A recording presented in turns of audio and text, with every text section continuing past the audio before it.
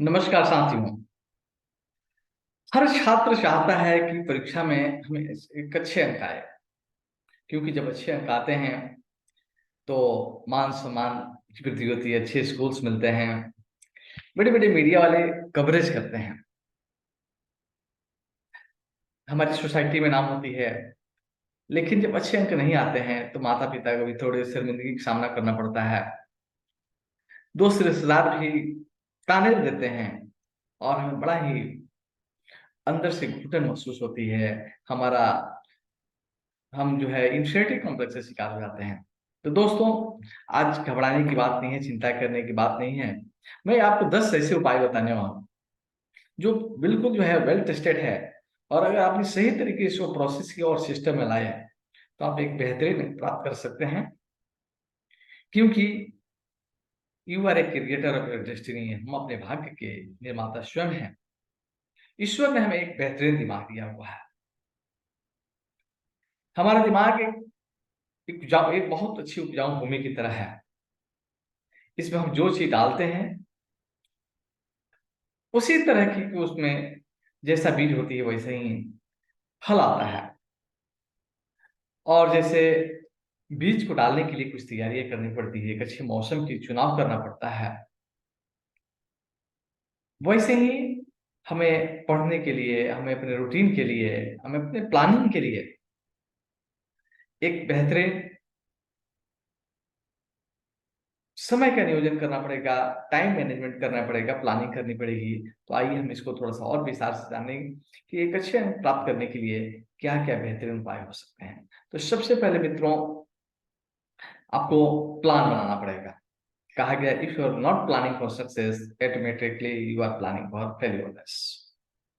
अगर हम सफलता की तैयारी नहीं करते हैं तो विफलता की तैयारी स्वतः होती जाती है। If you are not upgrading you are automatically downgrading. अगर आप अपने आप को अपडेट नहीं करेंगे तो आप स्वतः ही जो है डिग्रेड होते चले जाएंगे। तो प्लानिंग बहुत बहुत बहुत जरूरी है। कुदरत ने हर इंसान को 24 घंटा समय दिया है, चाहे प्राइम मिनिस्टर हो, चाहे प्यून हो, चाहे भिखारी हो या राजा हो। तो मित्रों, सब्जेक्ट की प्लानिंग करना बहुत जरूरी है। आपको देखना है कि हमारा कौन सा सब्जेक्ट कमजोर है और कौन सा सब्जेक्ट हमारा जो है ना बेहतरीन है। क्योंकि अच्छे अंक प्राप्त करने के लिए हमें जो है औसत से ज्यादा अंक हासिल करने हैं। तो ऐसा ना हो कि किसी में हमारा बहुत अच्छे मार्क्स आ जाएं, 90 98 98% आ जाए, और किसी में 30 35% आ जाए, तो ये मिलाकर जो है एवरेज बैलेंस कर देते हैं। इसलिए जो हमारा सब्जेक्ट अच्छा है उसमें तो अच्छा करना ही है, जो सब्जेक्ट्स कमजोर है उसकी भी प्लानिंग करनी है, उस पर भी हमें समय देना है।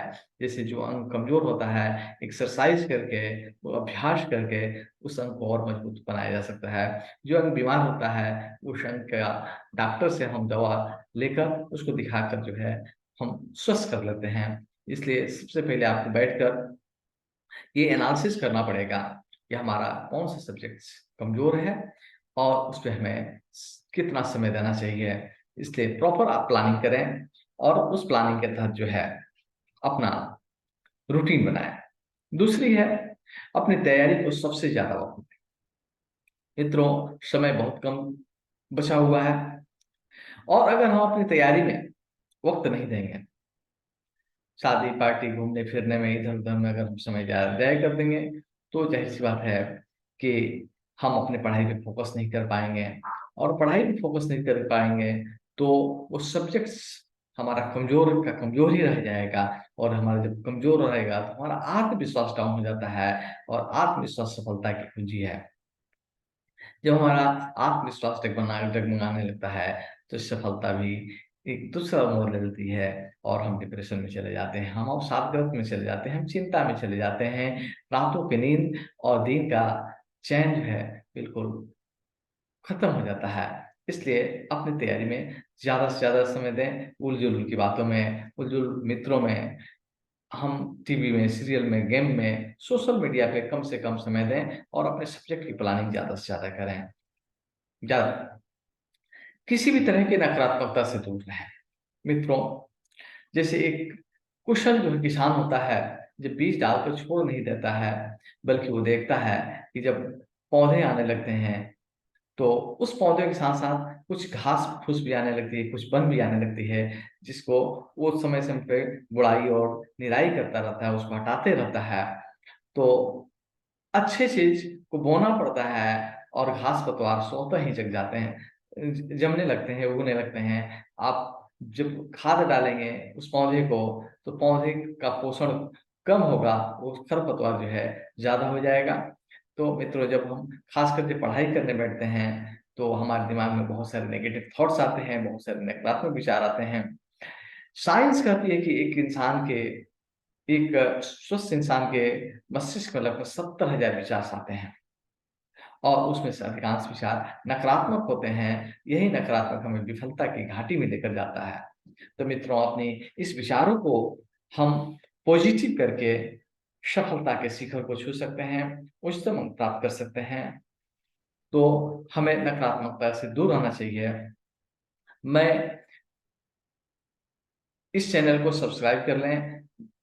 इसमें जो है बहुत सारे अच्छे-अच्छे मैंने पॉजिटिव थॉट्स दिए हैं, इन्फॉर्मेशन दिए हैं, जो आपके नकारात्मक विचारों को सकारात्मक की एक दिशा देंगे। और जिधर हमारी स्टीयरिंग जाती है, गाड़ी हमारी उधर ही जाती है। इसलिए हमारे जैसे विचार होते हैं, वैसे ही हमारा व्यवहार होता है। जैसे हमारा व्यवहार होता है, वैसे ही हमें परिणाम मिलते हैं। इसलिए नकारात्मकता से दूर रहें। पहले के प्रश्न पत्र हल करें। पहले जो प्रश्न किस तरह पैटर्न पूछे गए हैं, किस तरह के कितने मार्क्स के हैं, ये अगर हम पहले से पता चल जाता है। जैसे कि हम जब रास्ते में चलते हैं, तो कितने सारे जो है टोल नाका आएँगे, टोल टैक्स देना पड़ेगा, कितने सारे ब्रेकर होते हैं, कितने सारे जो है रास्ते खराब है, नहीं है, जाम है। तो अगर इस समय में पहले से पता चलती है, तो हमें कोई परेशानी नहीं होती है। उसके हिसाब से हम अपनी यात्रा की प्लान करते हैं। तो मित्रों, पहले के जो प्रश्न पूछे गए हैं, उसका पैटर्न क्या है, उसमें कितने ऑब्जेक्टिव टाइप के क्वेश्चन थे, कितने सब्जेक्टिव क्वेश्चन होते हैं, कितने जो है मल्टीपल चॉइस होते हैं। इन सारे प्रश्नों को जब हम हल कर किए रहते हैं, उसके अभ्यस्त होते हैं, हमारे सामने जब प्रश्न पत्र आते हैं, तो हमें कोई घबराहट नहीं होती है, हमें कोई बेचैनी नहीं होती है। अक्सर देखा जाता है कि बच्चे को सारे प्रश्नों का उत्तर याद रहता है, लेकिन जब परीक्षा हॉल में जाता है, तो नर्वस हो जाता है प्रश्न पत्रों को देखकर और उसका उत्तर आते हुए भी वो अपने आंसर शीट पे लिख नहीं पाता है। जैसे ही जो परीक्षा हॉल से बाहर आता है, तो उसके उत्तर याद आने लगते हैं। तो ये कमी होती है उसकी प्रैक्टिस की, ये कमी होती है उसके आत्मविश्वास की। तो पहले से ही उस प्रश्न पत्र को हल करें। पढ़ते वक़्त अपना ध्यान केंद्रित रखें, फ़ोकस जिधर रहती है, उधर ही जो है एनर्जी प्रोड्यूस होती है और जहाँ जितनी ज़्यादा मात्रा में एनर्जी प्रोड्यूस होती है, उतना ही ज़्यादा कार्य होता है। मित्रों, आप लोगों ने एक एक्सपेरिमेंट किया होगा कि जब हम एक लेंस लेकर सूर्य की रोशनी के आगे दिखाते हैं और नीचे जो कागज़ रखते हैं, तो उसकी सूर्य की सारी किरणें जो हैं, उस लेंस पे पड़ती है और लेंस से एक ऐसा फोकस निकलता है जो कागज़ को जला देती है। लेकिन उसी लेंस को अगर हम हिलाते रहें, दिन भर हिलाते रहें, तो कोई फ़र्क नहीं पड़ता है। वैसे ही एकाग्रता का बहुत बड़ा फ़र्क है। हमें पढ़ते समय ध्यानपूर्वक पढ़ाई करना है, एकाग्रता से पूर्वक पढ़ाई करनी है। ये नहीं देखना है कि हमने कितने घंटे पढ़ाई किया, बल्कि ये देखना है कि हम कितने घंटे जो है पूरी कंसंट्रेशन के साथ, पूरी एनर्जी के साथ, पूरे फ़ोकस के साथ पढ़ाई कर रहे हैं। ये बहुत मायने रखता है। और इसके लिए जो है मैंने वीडियो बनाया है कि अपना पढ़ाई पे फ़ोकस कैसे करें।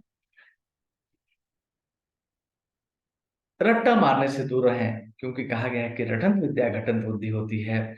जब हम कोई सब्जेक्ट जो है रट्टा मार-मार कर याद तो कर लेते हैं, लेकिन अगर उस समय जो है कोई बीच की कड़ी छूट जाती है, तो फिर जो है हम अटक जाते हैं और हमारी ग ग गति जो है आगे नहीं बढ़ पाती है। इसलिए कांसेप्ट को समझने की कोशिश करें, रट्टा मारने से दूर रहें।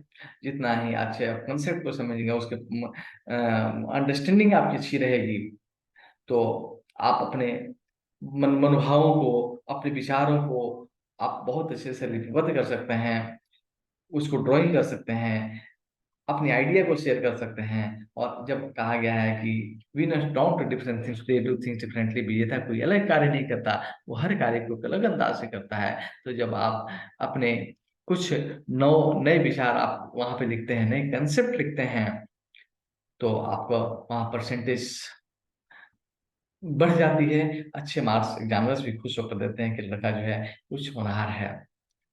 एक लय से पढ़ें, कहा गया है कि कंटिन्यूटी जो है सफलता में एक बहुत बड़े योगदान रखती है।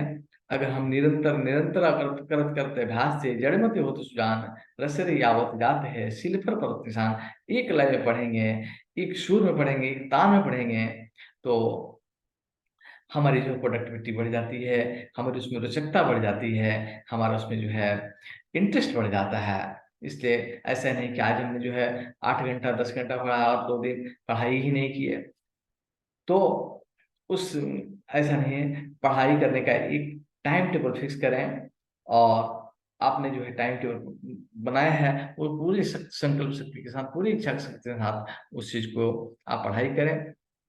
उससे आपकी प्रोडक्टिविटी बढ़ेगी, उससे आप अच्छे आप कर पाएंगे। टाइम टेबल बनाना बहुत जरूरी होता है। Time management is a life management. यानी हम जो है कितने बजे सोते हैं और कितने बजे जगते हैं, और जगने और सोने के बीच की हमारी जो प्रक्रियाएं क्या होनी चाहिए, कब हमको खाना खाना है, कब हमको नाश्ता करना है, कौन से सब्जेक्ट को हमें कितने देर तक फिनिश कर देना है, उसको एकदम बिल्कुल बढ़िया से उसको तैयारी करनी है। एक हमारा जो है जब टाइम टेबल होता है तो हमारा दिमाग इधर उधर नहीं भटकता है। नहीं तो जब हमारा कोई टाइम टेबल नहीं होता है तो कोई भी मित्र आता है और कहता है कि चलो गेम खेलने चलते हैं, चलो क्रिकेट खेलने चलते हैं, चलो पिक्चर देखने सिनेमा देखने चलते हैं, कोई मनपसंद सीरियल आने लगती है उसको हम देखने लगते हैं, और इस तरीके से हमारा डाइवर्जन हो जाता है। तो टाइम टेबल में तो बहुत जरूरी है, शेड्यूलिंग करना बहुत जरूरी है, क्योंकि टाइम मैनेजमेंट एक लाइफ मैनेजमेंट होती है।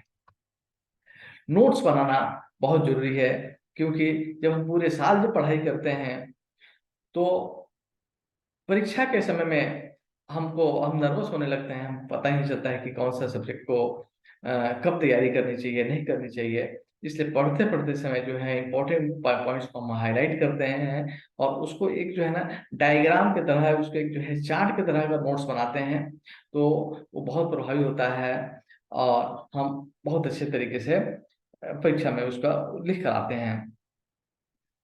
और most important last but not list, ये जो है इम्पोर्टेंट है।